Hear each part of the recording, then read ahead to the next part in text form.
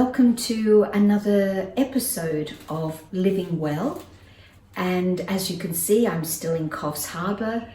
We were talking with Anne-Marie last week, and I've had both Anne-Marie and Janet staying here at my mum's place for a few wonderful days together. They're very deep and spiritual people, so I've learnt a lot. And in fact, I've learnt a lot from Janet over the years, because she's a person who really likes to speak her truth and really walk the talk. So welcome, Janet. Thank you. So what I would particularly like to share with everyone, because this series of Living Well, we try to take up some aspect of how we're coping with life, really. And I know you've been living with pain for quite a while. How long has it been? Maybe 5 years. 5 years. I didn't realize that long. So can you tell us a bit about what's happening, first of all, for you? Well, possibly people don't really think of me as someone who has a lot of pain, because it kind of comes and goes, and I don't dwell on it, but I have to address it at the same time. But it's back pain, and sometimes I can't sit. And just recently I couldn't get in or out of my car, so I was hospitalised. So it is a bigger thing than it looks on the surface. So, yeah. And I think one of the reasons why we don't realise is because you're a comedian. It's one of your professions. Besides being a clown, a fairy, you're also a comedian. So you're very good at jokes and keeping the atmosphere very light. And so I think people can overlook, you know, the pain that you go through. Yeah, exactly. I think sometimes people who are very comedic, it's because there is another side to them, and because I'm a deep thinker, it has its benefits, but it also can be, you know, a bit troublesome. So to have that lightness, it's sort of a way of dealing with being too intense, because too intense isn't good either. So. But you also told me what the seed of that comedy was, and how we all seek something, often attention. So what was that story with your dad when you were young?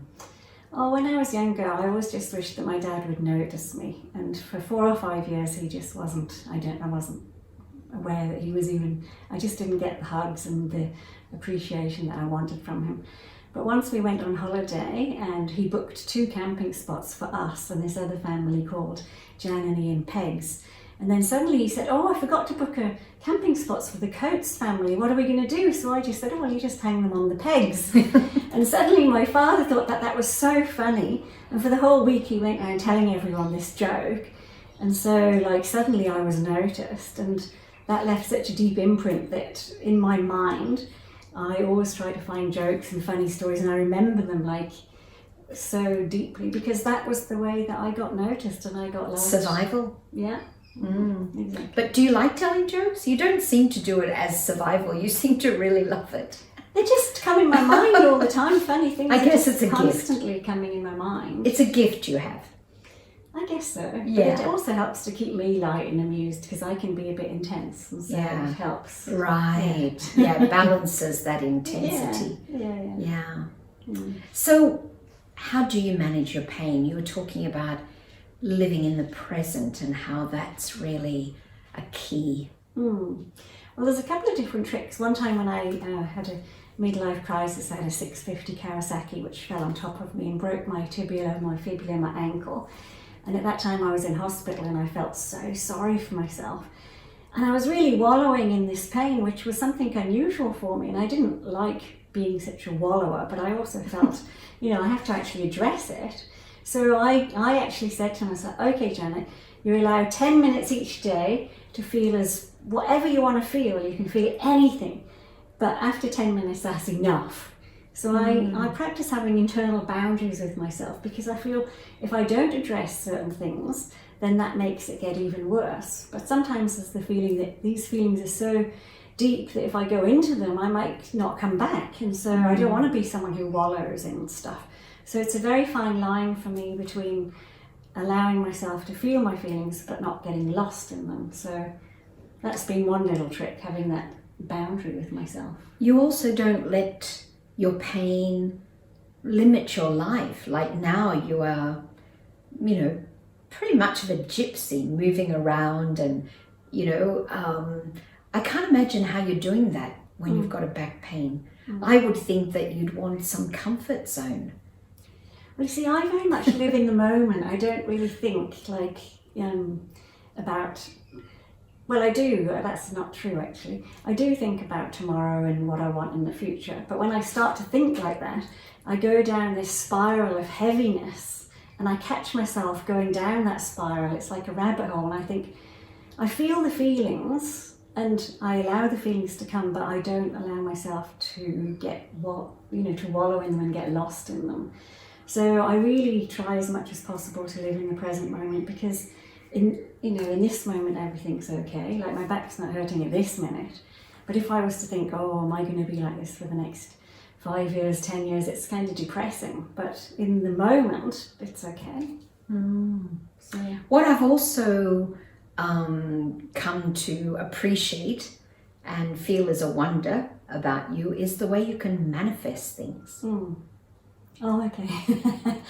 Well, I have a little phrase that I come to use. So I haven't always been blessed with much money in this lifetime, but when we were allowed to travel, I would book tickets, when they were cheap, and sometimes I'd come to do a trip and I didn't have the money.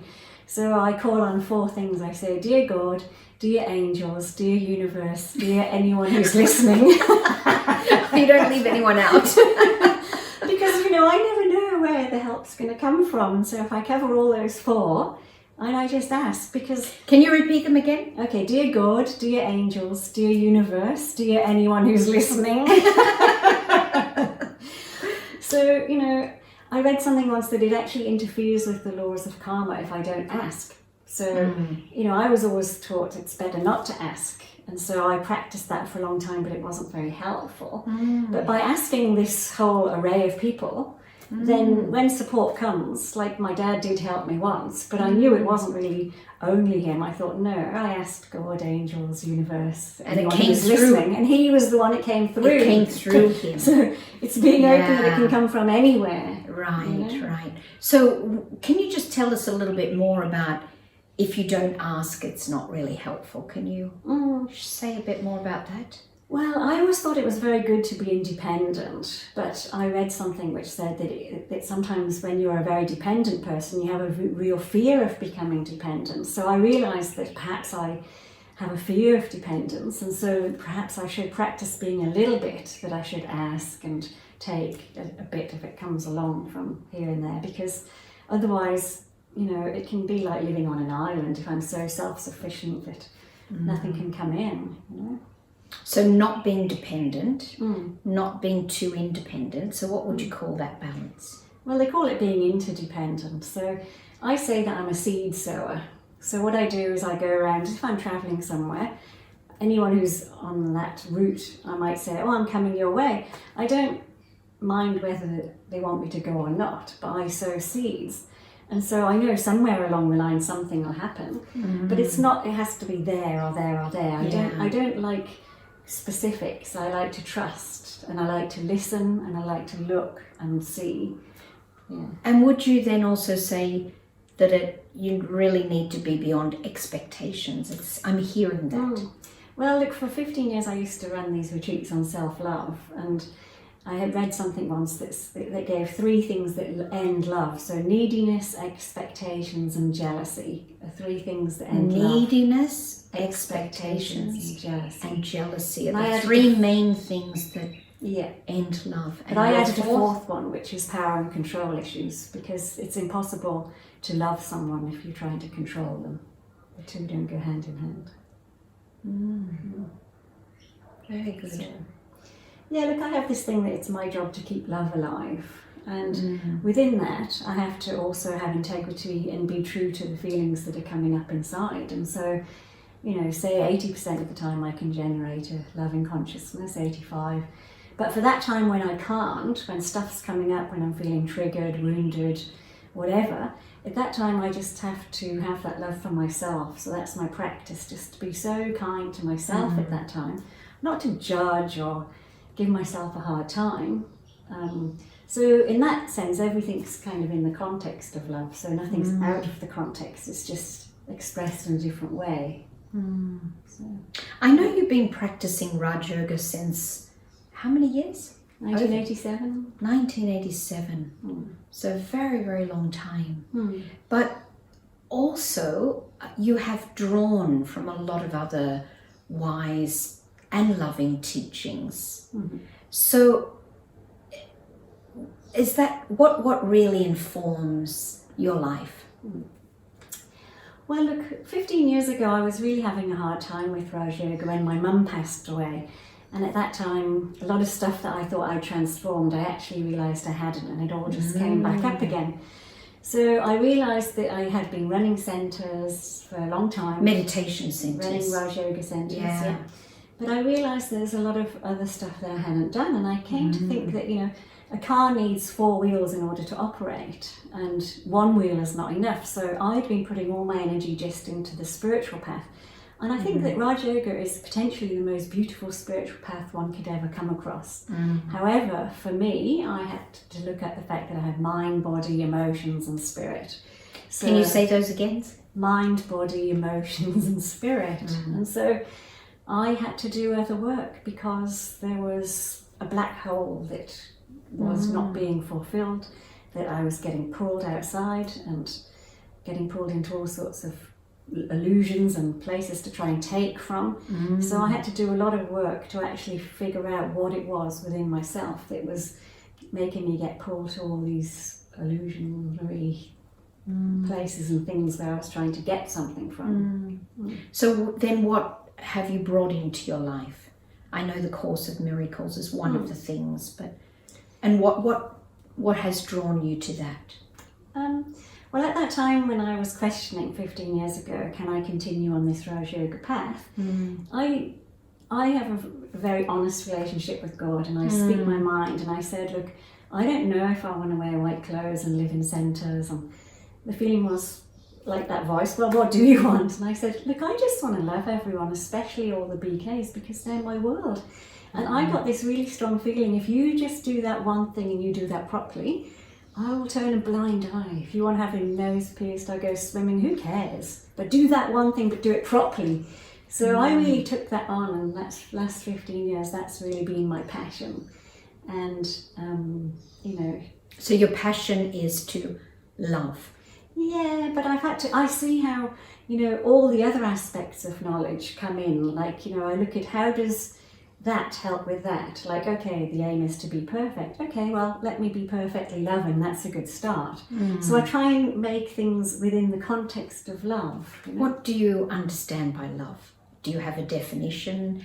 How do you describe love? Because it's a very nebulous word. People use it for ice cream. Come on. I know. Well, I mean, the closest one that I've come to find is Scott Peck, and he says, and I'll paraphrase, but to do something for one's own spiritual benefit and for the one's own spiritual growth and for the growth of others. Interesting, it's mine too. Yeah. To extend yourself for your own or another's spiritual growth. Yeah. So we've got the same definition of love. Yeah. Why does that work for you? Because so much of the time in today's world, love is conceived with taking. And what can I get? And love has nothing to do with taking or getting. It doesn't mean tolerating being abused either. I do retreats on love also, but one of the things I always include in those retreats is asking people of their own stories of when they've lived love. Because, I find myself sometimes a bit theoretical because I haven't been challenged so greatly in that area. But I think your father, he recently passed away, and it was really quite a challenge, that relationship. And so tell us a little bit about caring for him and where that journey went, because you lived love. Yeah. Well, when my mother passed away, I crashed basically. And I just thought, with my father, I didn't want to have that experience again. So I've lived a very ungrounded life for the last 6 years because I couldn't pay rent here because I was going to England every year for to look after him, sometimes for 2 or 3 months. One time I went for 6 months. But I really, really listened to him, and in a way that no one had really listened to him before. And he was a difficult character. You know, there was abuse and stuff in the past. Violence. Yeah, exactly. But he was like that a couple of years ago to me, and I went away, did some meditation, and I came back. And I said to him, I said, you know what? I said, I don't have anyone who treats me with that level of, you know, in my life anymore. No one treats me badly anymore. You don't accept it I don't anymore. accept it, yeah. So I said, if you lay one finger on me ever again, you will simply never, ever see me again. I said, however, I will not poison my heart with black towards any human being on this planet. I will always love you, but you will never see me again. And he was so shocked that he said, if you can find it in your heart to forgive me, I promise you I will never do that again. And he changed. And I never thought that he could change. He still got grumpy, he still got irritated, but he would catch himself and say, oh, I don't know why I'm being like this. I've always had my own way, you know, I've always been... And he would stop because he knew that there was a consequence. And so, you know, he was a big test and a big teacher. But when he passed away recently, I was doing a retreat with the Bethel, a silence retreat. And you write letters of anger, and then, not that you send them, but you picture that they're listening. And as I was writing to him, I was saying, are you listening? Are you listening? And suddenly he burst in, his voice came through, and it said, please stop, you know, I did my best. But I want you to know that you actually changed me. He said, you know, all my life I never knew what love was, he said. But, you know, you and your sister, 2 silly little girls, he said, you looked after me so beautifully that I've gone away from here totally different. And now I'm in a space of love, and I have you to thank for that. And to me, that gave me, like, I don't know, I just feel like my life's complete now knowing that, because it was such an important connection, you know.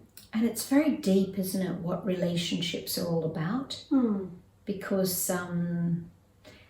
yeah, I mean, for his journey, that's so huge. If you know, you take on the awareness of reincarnation, that a soul doesn't end when they leave this body.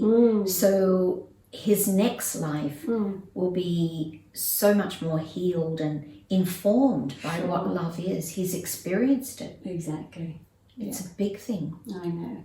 Well, in his last years, he had one question, because he knew he behaved badly with everyone. And he was hurt. You know, he had a reason. They say hurt people hurt people. Yeah. But, you know, he used to say to me, and he never believed in God, but he used to say to me, but Jan, he says, do you think God will forgive me? Oh. And I said to him, well, what does it really matter? I said, you don't even believe in God anyway. I said, ultimately, you've just got to let yourself off the hook. I said, do you forgive yourself? And I'd written him a letter a few months before he passed away.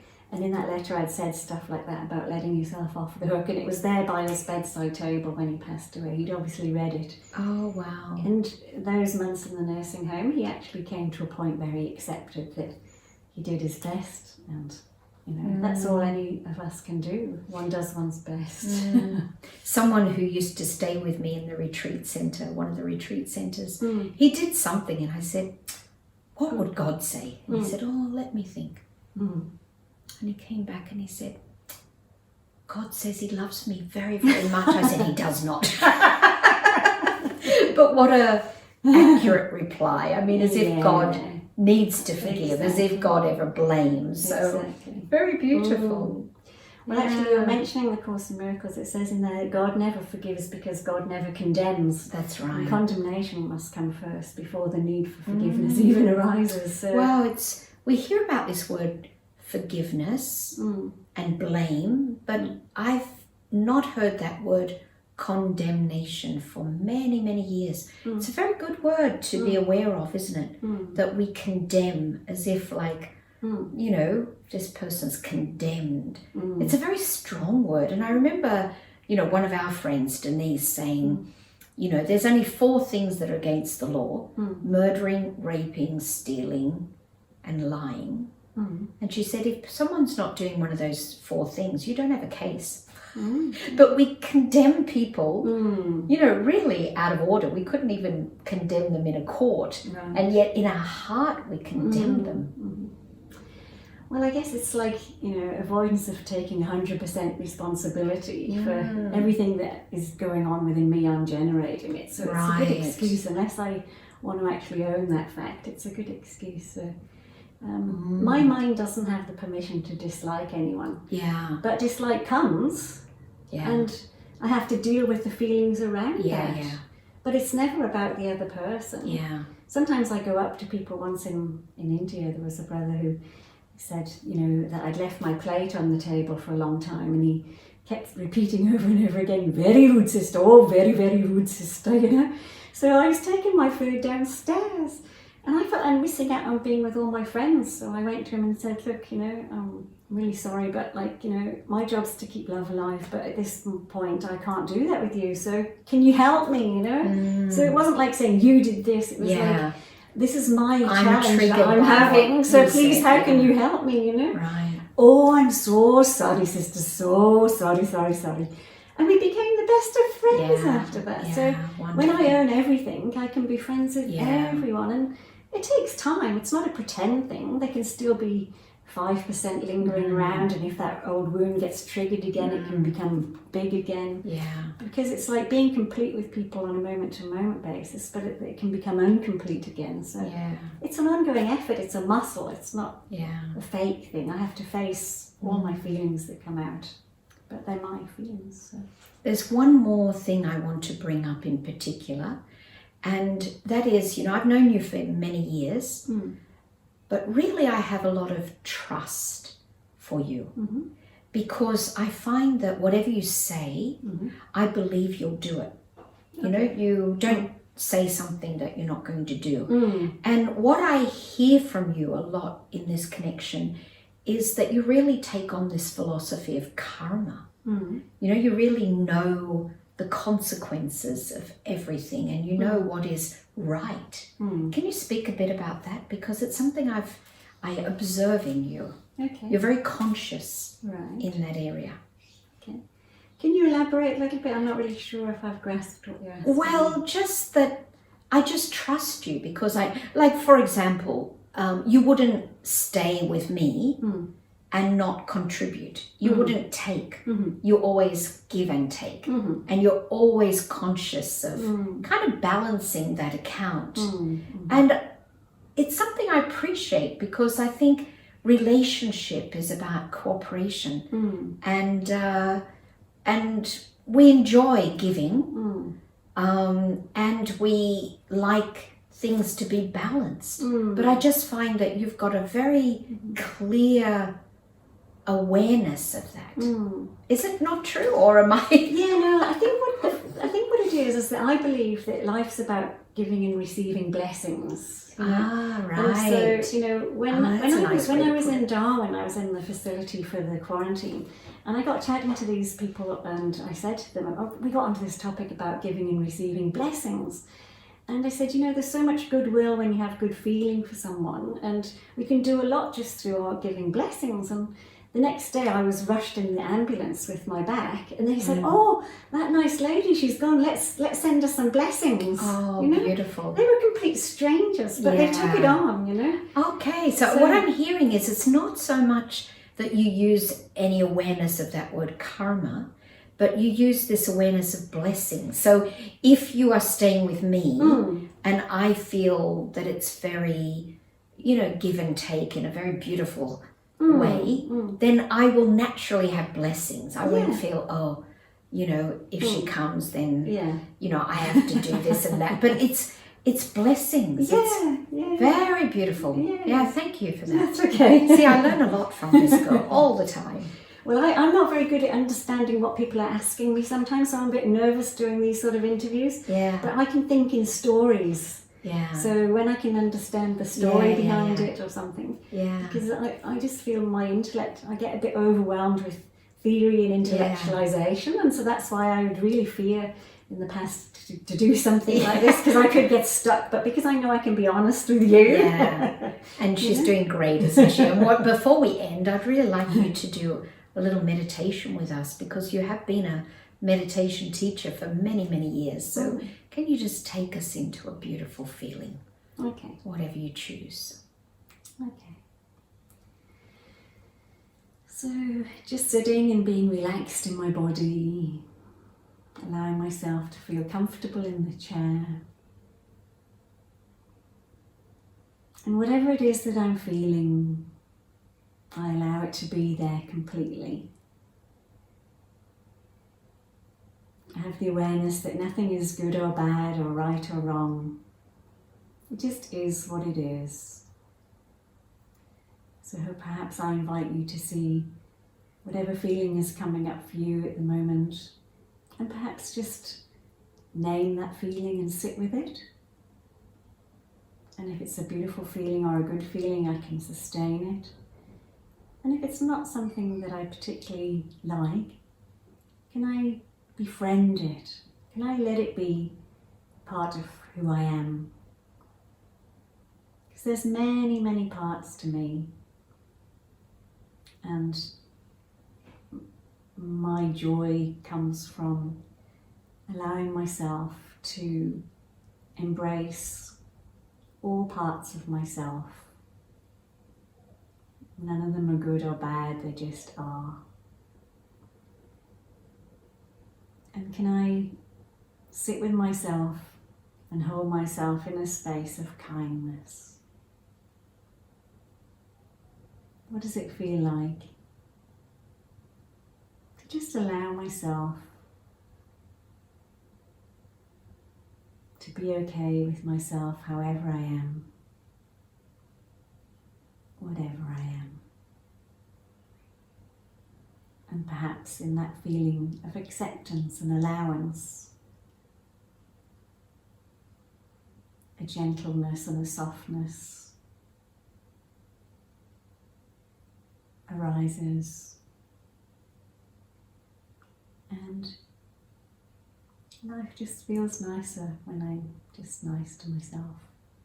And from that space, I can take that feeling into my connections and relationships with others. Thank you.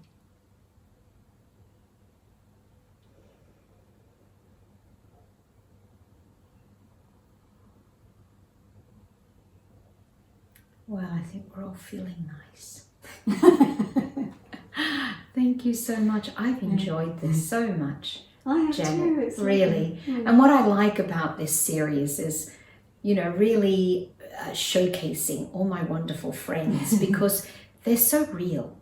Your journey is so real, and I just love that about the spiritual path, when people just are trying to bring their wellness to themselves, and the happiness and lightness and relationships blossom when we're real. Yeah. So thank you so much, and thank you for inviting me. And if she asks anyone else, don't be scared. I was a little bit. I think we've all enjoyed it. So thank you so much. Thank you, Maureen. See you next time. Thank you.